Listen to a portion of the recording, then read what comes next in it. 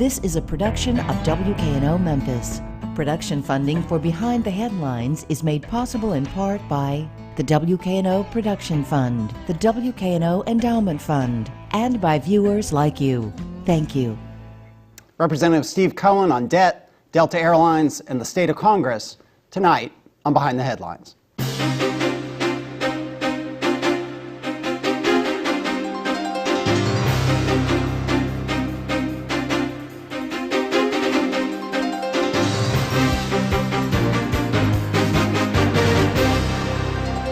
I'm Eric Barnes, publisher of the Memphis Daily News. Thanks for joining us. We are joined tonight by U.S. Representative Steve Cohen from the 9th District. Thank you for being here. You're welcome, Eric. Nice to be with you. Also joined by Bill Dries, senior reporter with the Memphis Daily News. We'll talk tonight. Thank you for we wanted to have you on the show for quite some time. But you never asked. We never asked. Well, I know I asked, so I'll put it there. We'll talk international, we'll talk local, we'll talk national. I want to start, though, with something in the news right now, which is the surveillance program, the NSA surveillance program. You were a major critic of George Bush, Patriot Act, and some of those things that came out of the Bush administration. This, in many ways, this NSA surveillance is an extension, it seems, of the Patriot Act. How do you feel about it? Do you want to see it reined in? Do you want to see it change, the surveillance program? I've never supported any parts of there are parts of the Patriot Act, but I never supported the Patriot Acts. And when they came up for reauthorization during the time that I served, including under President Obama, I've opposed them because I felt like it was an infringement on privacy. This is a situation where a lot of people believe it is an infringement on our privacy.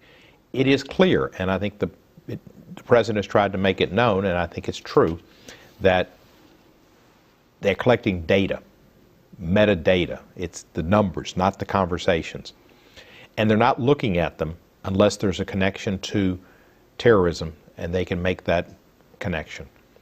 I think some people do think somebody's out there, Big Brother's listening. There is the potential for Big Brother listening, and that's the problem. And as we saw in the 60s, J. Edgar Hoover abused his powers in many instances, and so did Nixon thereafter. And FISA came into effect in the 70s. So I think there's concern for abuse of the storage of information on citizens, that it's more than is necessary. We have had a classified hearing with the head of NSA and others in this intelligence areas. We'll have another one next week.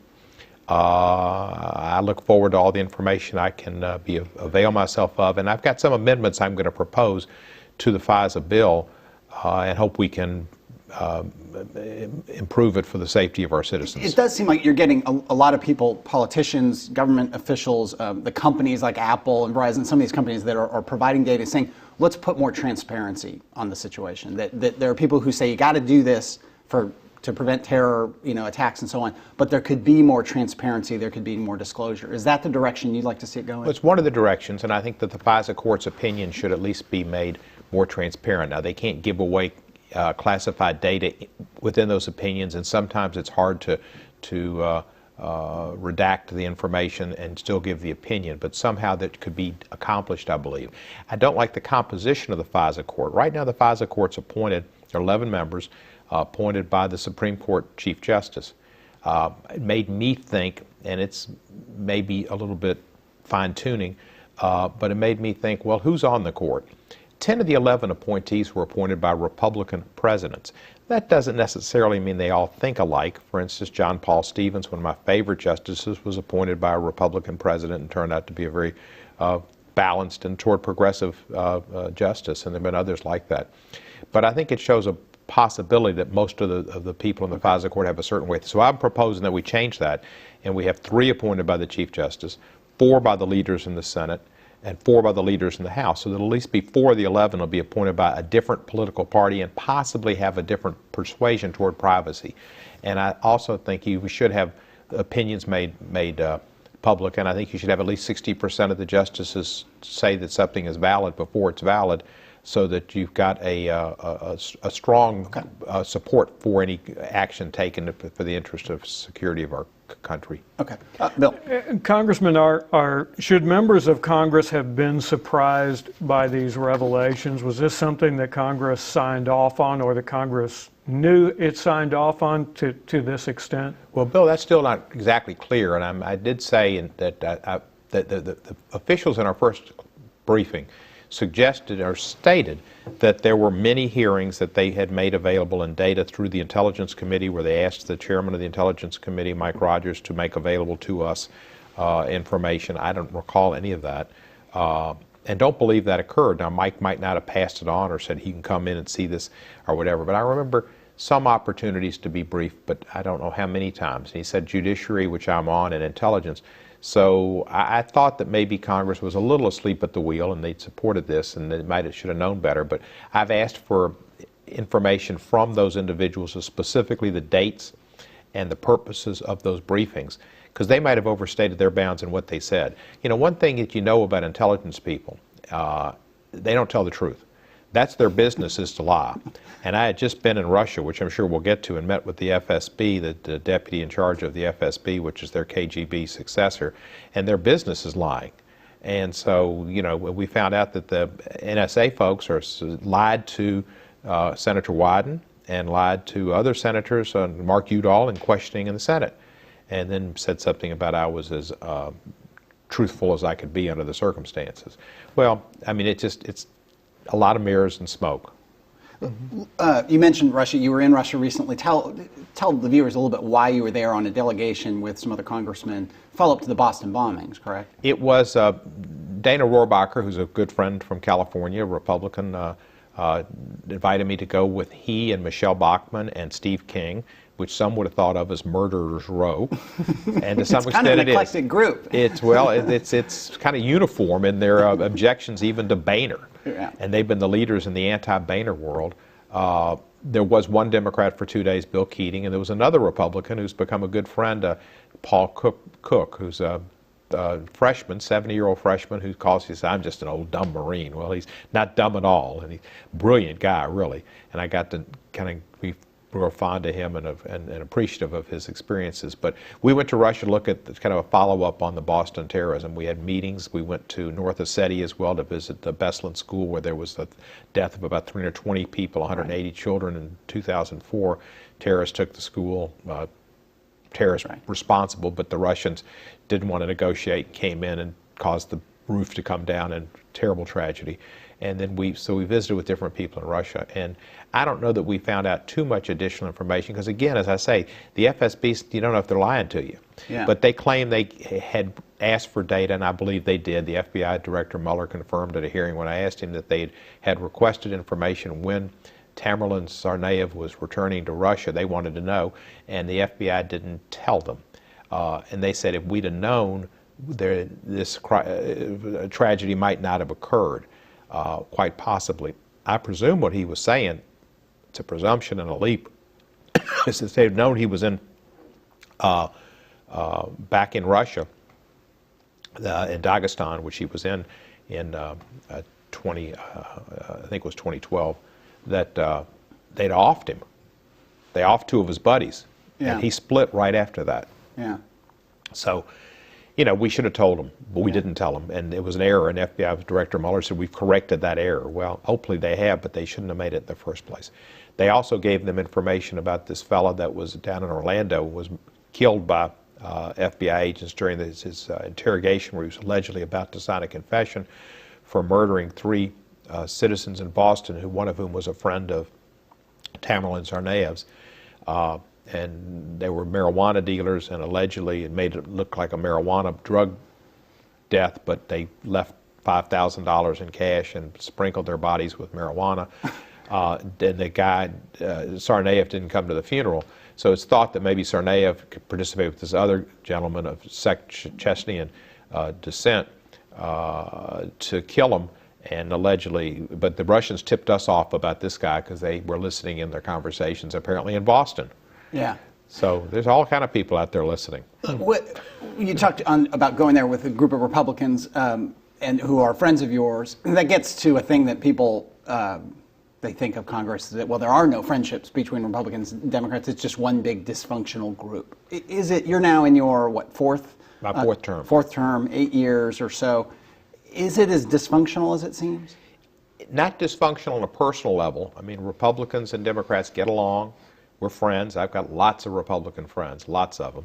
And Dana Rohrabacher's always wanting me to do things with him. And but is it dysfunctional in terms of getting things done? yes, it is. It's dysfunctional in getting things done, and it's dysfunctional for several reasons. One is that we shouldn't be having to raise so much money and spend so much time raising money and for campaigning every 2 years. The term should be 4-year terms, split with people running in off years, half the people every 2 years, so you still get a flow from what the country's feeling, but people get a 4-year opportunity. That won't happen because the senators don't want House members to have a free shot at them. So that constitutional amendment won't occur. And you also ought to have a redistricting law that John Tanner started, and Heath Shuler had, and I've picked up from them, to have nonpartisan kind of judicial, quasi-judicial redistricting so that districts aren't just totally Democrat or totally Republican. Because this gets to the whole thing that people talk about, critics talk about, that, again, districts that are carved out for a single party means that the Congress people can go be very unpopular on a national level, but extremely popular in their home district, and that creates that dynamic where they have no incentive to vote against the interests of their very narrowly defined district. Exactly. Well, they're a very narrowly defined interest group. Yeah. You know, and so if you have a Tea Party Republican, which we've got in the 8th District, he has no reason to reach out to his moderate Republican or Democrat folks. But is the same true for you in terms of being in a district that's heavily Democratic, that you don't have that initiative to reach out to Republicans or people of other, persuasions? And theoretically, that's true, but in fact, it's not, because I've always represented people from my Senate district, and I try to represent everybody, and I've got a lot of business interests and not-for-profit interests and that I represent. So, I guess I don't reach out to the Tea Party, because I'd have to have some kind of long arms. It's a tactful way. Bill. During the re-election campaign, you talked at that time, because it was also presidential election year as well, and you said at that time that you thought that once this presidential election was decided, the Tea Party would pretty much be out of gas, because people would look and they would say, all right, we had this discussion about President Obama. He's either been reelected or he hasn't been reelected. End of story, let's get on. Has that played out the way you thought it would? Yes and no. The Tea Party is still a very strong element in the Republican Party, and it's one of the reasons Speaker Boehner couldn't pass the Farm Bill, will have trouble passing immigration, and probably won't get a background checks on guns. The Tea Party is adamant against all those things. And they've got certain members who would rather appeal to the Tea Party constituency than the Speaker. The Speaker doesn't have the power to deal with them like old speakers did with earmarks and other options. But the Tea Party still has strength, but at the same time, you look at Sarah Palin and Michelle Bachmann, nationally, they're toast. Rand Paul is still strong, and he's trying to make himself a presidential candidate. But I think the Republicans realize that to have a president, they're going to have to get beyond that kind of constituency, and they're going to have to appeal to a more Howard Baker, Louis Donaldson, Bill Scranton, Charles Percy, if I'm not dating myself, type of Republican. And that they can find them again. That's what they have to win, and that's why they need to appeal to Hispanics, Latinos, and immigration, and appeal to some soccer moms on guns, and not just be with the NRA and be with the people who are afraid of people that don't look like them or sound like them. What about in Tennessee? You were in the state Senate for I was sentenced to 24 years. 24 years. You were also county commissioner before that. But on the state level, there's arguably something of an inverse of what you're talking about, where the Republicans are dominant. They dominate the state House, they dominate the state Senate, governor, both senators, and 8 of the 9? 7 of the 9. 7 of the 9, excuse me. Congress people. So what, for you as a Democrat, a lifelong Democrat, what does the Democratic Party have to do at the state level to reach out? Does it need to look to a different model of people to grow its base? I don't know. It's hard to say, because I've been invited, and I may go, but I've been invited to speak to a major Democratic group in East Tennessee in the fall, and I don't have plans to run for statewide office. So, in a way, why go? I mean, there's the good of going to rally the troops and tell them about what's going on in Washington, and they want me to come speak. But the reality is there's not going to be a Democratic governor anytime soon, or a Democratic United States senator anytime soon. But is that a failing of the Democratic Party in Tennessee? I think it's somewhat a failing of the Democratic Party. And when I came up, the Democratic Party was really dominated by a group of people that got things done, but they were ethically challenged. And I think it's left a scar on the party. And they were very, like they were a family. They kind of controlled things and kept things to themselves, and it was like a mafia. And they kind of called it. I mean, Gentry Crowell was the godfather. He committed suicide before he had to testify and maybe implicate others some years ago, back in the 80s. And they didn't leave a good taste in people's mouths, and I think they didn't take certain issues. When I championed the lottery, which may be one of the more popular initiatives and successful initiatives in this state's history, it was tough for me to get the Democrats or the Republicans on board. And I finally got my 22, but the Democrats didn't embrace it. And when I ran in 2002, Phil Bredesen just kind of did the least he could to support it, but hedge it, and they were hedging their bets. I was reading the Blue Book the other day, and the little 2 sentences they give to Phil Bredesen, one of them was when he ran for re-election in 2006, his accomplishment was he'd signed the lottery bill. And I thought that's all he did with it was sign it. With the long arms you talked about before. The extremely long arms. Yeah. And so, it's just the party hadn't gotten the progressive group that it needs to appeal to young people and appeal to progressives and maybe grow itself, and it hadn't done that. And I don't know if it can. And I don't really deal with the state party. Yeah. Let's switch. It's a very local issue, but I want to kind of frame it in more of a national debate. Right now, City of Memphis is in a huge budget crisis, for lack of a better word. They've under a lot of pressure from the state to make some tough decisions. They're trying to balance, as everyone knows, keeping the tax rate low or even decrease it with the fact that they need to, they've got long-term benefit obligations, healthcare benefits to retirees, and they've got staff that they can't afford. They're midway through a process where they're going to be cutting, it looks like, positions and cutting people. It's a big problem, and it's not unlike, I think, on some level, the national debate about deficit spending and long-term benefits in terms of Medicare and Social Security. Do you see a connection between those debates? And it plays out in one way on the national level, in part because the federal government can just print some money to make up the gap. But on the local level, what are your thoughts on that? Yeah, Eric, I could see a little bit, but not really. I think on the federal level, things are getting better. We still need a jobs bill. We still need an infrastructure bill.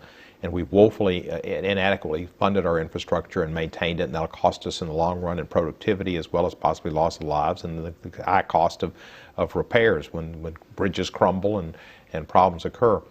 But we can grow ourselves out of that. And the federal government is supposed to go into debt to finance infrastructure and other needs and grow, just like a family mortgages a house. They grow into it and they earn. And the city government's got problems. Mayor Wharton's got a tough job, and for years they've put things off, and a lot of the tax base has been eliminated by giving incentives for industries to come here, and even local industries have come and said, hey, we're not going to stay here unless you give us a tax freeze or just eliminate our taxes. And so we don't have a lot of room to grow in that regard, and we're challenged by our boundaries and people move into Mississippi and move into Arkansas and Tipton and whatever. So there are problems, but I think that they're different. And I really think the federal government's problems have been overblown. The Tea Party's got onto that idea about the debt, and even though the economy's improved, we have decreased the debt greatly, and will increase the debt by passing immigration, which they're against, and by implementing the Affordable Care Act, we will decrease the debt, which they are against. They're still on their same mantra, and that's one of the places, Bill, where the Tea Party just doesn't get it. They haven't changed their tune as the economy's changed, and the efforts of the Obama presidency has shown it to be successful. And Obama's team hasn't done a good enough job in letting the people know that we've had some successes economically, and the ACA and the immigration bill will save money in the long run and have reduced the debt. So I think there are differences. I think there are real differences. But some of that, and I'll just dwell on this one more time, that people say, look, the city had to spend this money to bring in jobs and had to spend money to bring in things like the FedEx Forum because it's a civic boost and the corporations like it, and they have to spend the money on things like the main-to-main connector and green lines and bike lanes and these things. So to some extent, it is still a similar sort of debate of how do you spend money to make the city more attractive to keep people from moving to Mississippi and the suburbs and so on and so forth.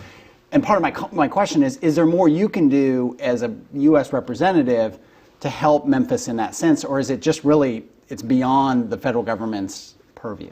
Well, there's things we try to bring in as many projects as we can, and I'm awfully proud of the Main Street to Main Street project, which is going to be more than just bicycles and walking across the Mississippi as Moses did at the Red Sea, and that great bridge that we're going to have. It's going to be improvements to the Main Street Mall that needed to be done for years, and improvements to downtown in general. And we try to bring in, it was a Tiger Grant, as much money as we can. And I think we've done grants and programs that help benefit our community and bring money in here.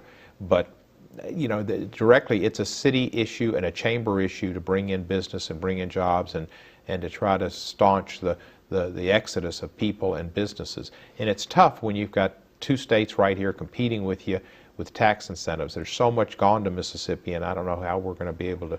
It's going to be tough. And the Mayor Wharton's got a tough job, and I think I understand getting Electrolux and getting Mitsubishi; those are important. Now, how much you give to get them, there's a question. Okay, Bill. You certainly have worked with the Wharton administration on coming up with federal funding, in particular for Main to Main, the Tiger Grant that we got for that. One of the things in the comptroller's report that he expressed concern about was the transfer of money that the city gets from one place to another, or an advance here to make something happen and then pay back the money. In terms of the federal funding that we've gotten, have you had any concerns about that, or have you seen any indication that kind of caused you to go, wait a minute, what happened there?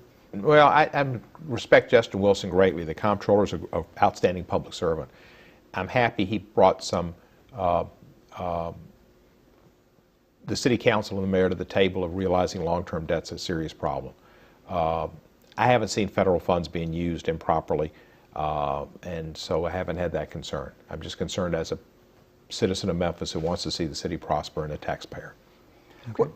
Delta Airlines, you've been a big advocate and advocate for the Memphis Airport and air service in Memphis, a huge critic of Delta Airlines when the merger between Delta and Northwest happened, and in your view, promises were made by, I guess, Richard Anderson, CEO of Delta, that the hub would stay here, service might expand. It's been the opposite, obviously. You wrote recently a letter, I think, to another merged airline, American and US Air.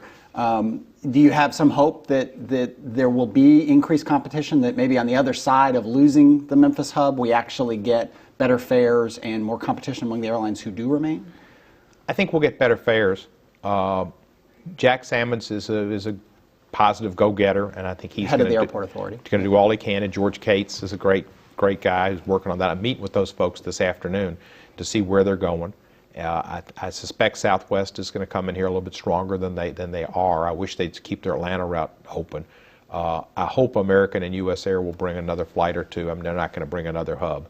We've got the infrastructure for a hub. We've got an airport that's remodeled and it's in good shape, and we've got, as we all probably know, we've done the tarmacs over real well. Hopefully we'll have planes to put on them. But we're in trouble, and Richard Anderson and the NSA, I'm not sure who's more truthful. Probably the NSA. He flat out lied to us, and he said this merger was going to add flights, not subtract, and we've gone from 240, give or take, now we'll be to 60. Amsterdam disappeared. He said we'd have Paris possibly too. Well, that's just a lie. He knew that when he said it. So I hope the American and US Air people were more forthcoming in their proposal for a merger, and that's what I posed in my question, that Anderson has given mergers of airlines a black eye and executives, and that I had asked them and hoped they would consider and look at our airport, which is a facility that can serve more airlines. And maybe Southwest will come in more. They've got Little Rock, they've got Nashville. So it's unrealistic to think they're going to have a major hub, but they might flight some more flights. Whether JetBlue will come in here or Frontier, I don't know. Okay. We need to find somebody. And I think Jack will. Jack's close to Fred Smith.